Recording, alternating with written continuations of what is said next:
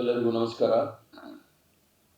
ದಾವಣಗೆರೆ ಜಿಲ್ಲಾ ಕಾಂಗ್ರೆಸ್ ಕಮಿಟಿ ಅಧ್ಯಕ್ಷರಾದ ಮಂಜಪ್ಪನವರು, ಕರ್ನಾಟಕ ರಾಜ್ಯ ಸರ್ಕಾರದ ಮಂತ್ರಿಗಳಾಗಿರ್ತಕ್ಕಂಥ ರಹೀಂ ಖಾನ್ ಸಾಹೇಬ್ರೆ ಹಾಗೂ ನನ್ನ ಜೊತೆ ವಿಧಾನ ಪರಿಷತ್ತಿನಲ್ಲಿ ಸದಸ್ಯರಾಗಿರ್ತಕ್ಕಂಥ ನಾಗರಾಜರವರೇ, ಮಾಧ್ಯಮದ ಮುಖ್ಯಸ್ಥೆ ಆಗಿರ್ತಕ್ಕಂಥ ಸ್ವಾತಿಯವರೇ, ಮಂಜಪ್ಪನವರೇ, ರಾಮಚಂದ್ರಪ್ಪನವರೇ, ಬಸವರಾಜರವರೇ ಮತ್ತು ಆರಾಧರವರೇ ಮತ್ತು ವೇದಿಕೆ ಮೇಲೆ ಇರ್ತಕ್ಕಂಥ ಎಲ್ಲ ಸ್ನೇಹಿತರೇ, ಆಗಮಿಸಿರ್ತಕ್ಕಂಥ ಪತ್ರಿಕಾ ಬಂಧುಗಳೇ, ಮಿತ್ರರೇ,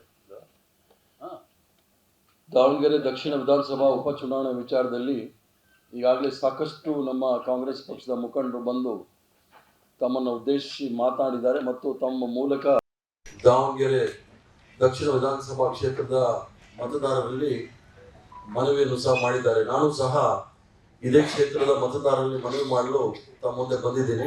ಯಾಕಂದ್ರೆ ತಾವು ದಾವಣಗೆರೆ ಇತಿಹಾಸವನ್ನು ನೋಡಿದಾಗ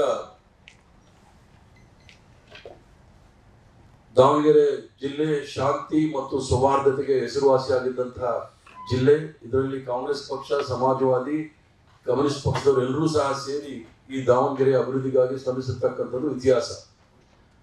ದಾವಣಗೆರೆ ಜಿಲ್ಲೆಯ ದಾವಣಗೆರೆ ಕ್ಷೇತ್ರದ ಮೊಟ್ಟಮೊದಲನೆಯ ಶಾಸಕಿ ಆಗಿದ್ದಂಥ ಸ್ವತಂತ್ರ ಹೋರಾಟಗಾರ್ತಿ ಆಗಿರ್ತಕ್ಕಂಥ ಬಳ್ಳಾರಿ ಸಿದ್ದಮ್ಮನ ಅವರಿಂದ ಹಿಡಿದು ಶಾವನೂರು ಶಿವಶಂಕರಪ್ಪನವರೆಗೂ ಸಹ ದಾವಣಗೆರೆ ಅಭಿವೃದ್ಧಿಗಾಗಿ ಅವಿರತವಾಗಿ ಶ್ರಮಿಸಿ ದಾವಣಗೆರೆಯನ್ನ ಕರ್ನಾಟಕ ರಾಜ್ಯದಲ್ಲಿ ಅಲ್ಲ, ಇಡೀ ದೇಶದಲ್ಲಿ ಒಂದು ಉತ್ತಮವಾದ ಜಿಲ್ಲೆ ಮತ್ತು ನಗರ ಅಂತ ಹೇಳಿ ಪ್ರಖ್ಯಾತಕ್ಕೆ ಮಾಡಿರ್ತಕ್ಕಂಥದ್ದು, ಜಗತ್ ಪ್ರಸಿದ್ಧ ಮಾಡಿರ್ತಕ್ಕಂಥ ನಾಯಕರೆಲ್ಲರೂ ಸಹ ಕಾಂಗ್ರೆಸ್ ಪಕ್ಷ, ಜನತಾದಳದವರು ಇದ್ದಾರೆ, ಕಮ್ಯುನಿಸ್ಟ್ ಅವರು ಇದ್ದಾರೆ.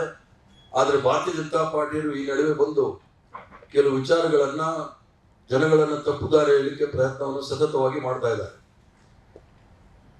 ಈ ಚುನಾವಣೆ, ಉಪಚುನಾವಣೆ ಅನಿವಾರ್ಯವಾಗಿ ಬಂದಿರತಕ್ಕಂಥದ್ದು ನಮ್ಮ ಹಿರಿಯ ಕಾಂಗ್ರೆಸ್ ಪಕ್ಷದ ನಾಯಕರಾದ ಶಾವನೂರು ಶಿವಶಂಕರಪ್ಪನವರ ನಿಧನದಿಂದ ಈ ಒಂದು ಸ್ಥಾನ ತೆರವಾಗಿರೋದ್ರಿಂದ ಈ ಒಂದು ಚುನಾವಣೆ ನಡೀತಾ ಇದೆ.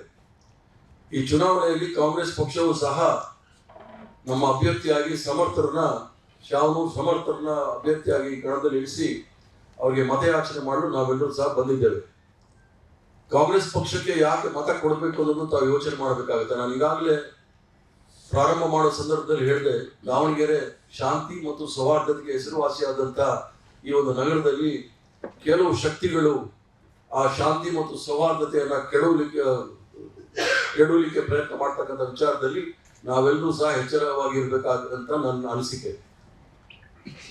ತಾವು ಹೇಳ್ಬೋದು, ಭಾರತೀಯ ಜನತಾ ಪಾರ್ಟಿಯವರು ಮತ್ತು ಕಾಂಗ್ರೆಸ್ ಪಕ್ಷದವರಿಗೆ ಜನತಾದಳ ಭಾರತೀಯ ಜನತಾ ಪಾರ್ಟಿಯವರ ಜೊತೆ ಇರೋದ್ರಿಂದ ಎಲ್ಲರೂ ಸಹ ಈ ಒಂದು ದಕ್ಷಿಣ ಕ್ಷೇತ್ರ ಇರ್ಬೋದು ಅಥವಾ ಬಾಗಲಕೋಟ್ನಲ್ಲಿ ಎಲ್ಲ ಕಾಂಗ್ರೆಸ್ ಪಕ್ಷದ ಮುಖಂಡರು, ನಾಯಕರು ಇದ್ದಾರೆ ಅಂತ ಹೇಳಿ ನಾವೊಂದು ರಾಜ್ಯದ ಮುಖ್ಯಮಂತ್ರಿಗಳು, ಮಂತ್ರಿಗಳು, ನಾಯಕರೆಲ್ಲರೂ ಸಹ ಒಂದು ಉಪಚುನಾವಣೆಯಲ್ಲಿ ನಮ್ಮ ಕಾಂಗ್ರೆಸ್ ಪಕ್ಷದ ಸರ್ಕಾರ ಜನಸಾಮಾನ್ಯರಿಗೆ ಏನ್ ಮಾಡಿದೆ ಅನ್ನೋದನ್ನ ಬಹಳ ಸ್ಪಷ್ಟವಾಗಿ ಹೇಳಲಿಕ್ಕೆ ಮತ್ತು ಸಂದೇಶವನ್ನು ಕೊಡ್ಲಿಕ್ಕೆ ನಾವೆಲ್ಲರೂ ಸಹ ಬಂದು ಪ್ರಯತ್ನ ಮಾಡ್ತಾ ಇದ್ದೀವಿ.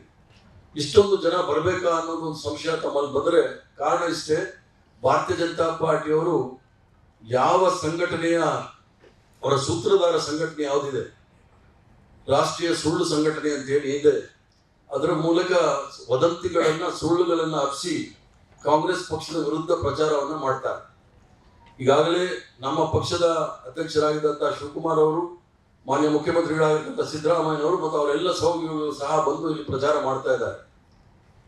ಆದರೆ ಕೆಲವರು ಹೇಳಿಕೆಗಳು ಸಹ ನೋಡಿದೆ. ನಮ್ಮ ಈಗ ತಾನೇ ಭಾರತೀಯ ಜನತಾ ಪಾರ್ಟಿ ಅಧ್ಯಕ್ಷರಾದ ವಿಜೇಂದ್ರರವರು ಹೇಳ್ಬಿಟ್ಟು ಹೋದ್ರಂತೆ, ಕಾಂಗ್ರೆಸ್ ಪಕ್ಷದವರು ಕೇವಲ ವೋಟ್ ಬ್ಯಾಂಕ್ ಆಗಿ ಅಲ್ಪಸಂಖ್ಯಾತರ ಉಪಯೋಗ ಮಾಡ್ತಾ ಇದ್ದಾರೆ ಅಂತ ಹೇಳಿ ಈ ಮೊಸಳೆ ಕಣ್ಣಿ ಯಾಕೆ ಬಿಡ್ತಾ ಇದ್ದಾರೆ ವಿಜೇಂದ್ರ ಅನ್ನೋರು ನನಗೆ ಗೊತ್ತಾಗ್ತಾ ಇಲ್ಲ.